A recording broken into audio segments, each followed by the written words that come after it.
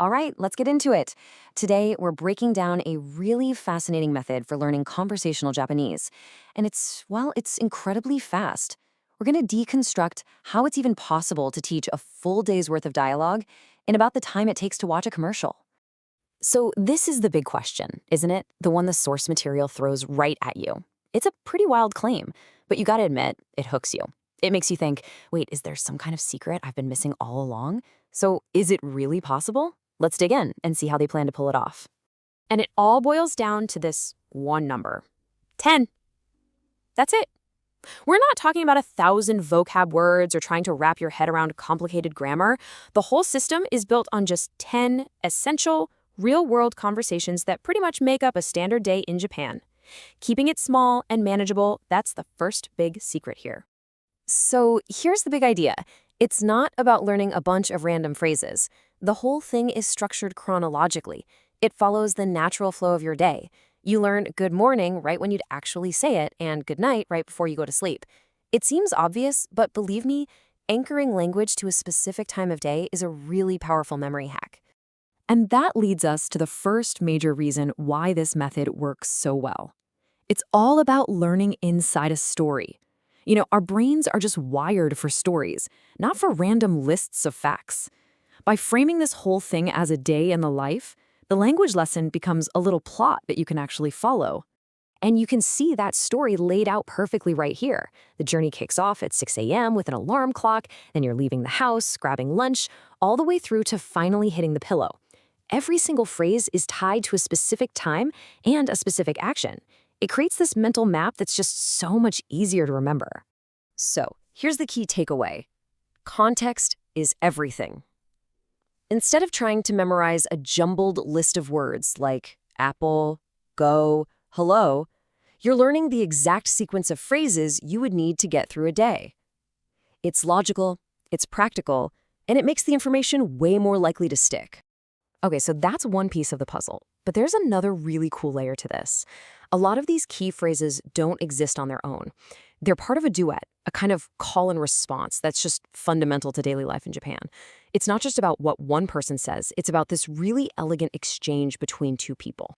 Here is a perfect example. When someone leaves the house, they'll say, Ittekimasu, which means I'm leaving. But the conversation doesn't end there. The person staying behind replies, Itterashai. It's like this two-part ritual that acknowledges they're going and wishes them well. If you only learn one half, you're missing the whole point. And you see the same beautiful back and forth when you get home.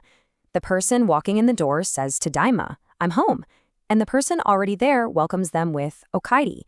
This call and response pattern is a huge part of those 10 essential dialogues because it's exactly how the language is used in real life. So what we're really talking about here are conversational rituals. These phrases are so much more than just words. They're social signals. They recognize all the little transitions we go through in a day. Leaving, coming back, starting work, finishing work. And by doing that, they kind of reinforce this sense of community and shared daily experience. It's really neat.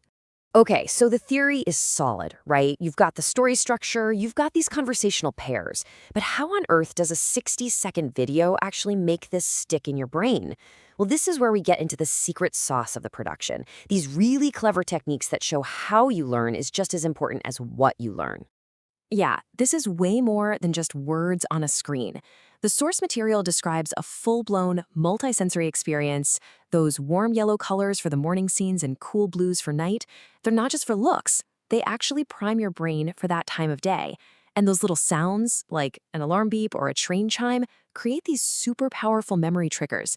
Even the music changes to guide you through the day. It makes the whole thing feel immersive, not like a chore. And all of that stuff, the colors, the sounds, the music, it's all designed to back up this one core philosophy.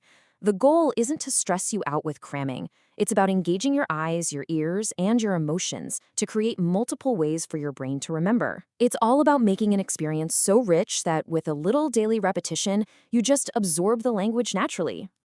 So we've pulled apart the what and the how. We get the story, we get the clever production tricks. So what's next? Well, the source also suggests a really clear plan for turning this whole idea into an actual skill you can use. The source lays out this brilliant 4-week plan. It's super simple. For week 1, you just listen. That's it. You're just training your ear to the unique rhythm of Japanese. Then, in week 2, you start repeating the phrases along with the video, building that muscle memory. Week 3, you challenge yourself. Try to say the phrase before you hear it. And then week 4, you use it. It's a simple step-by-step ladder to actually being able to use these phrases.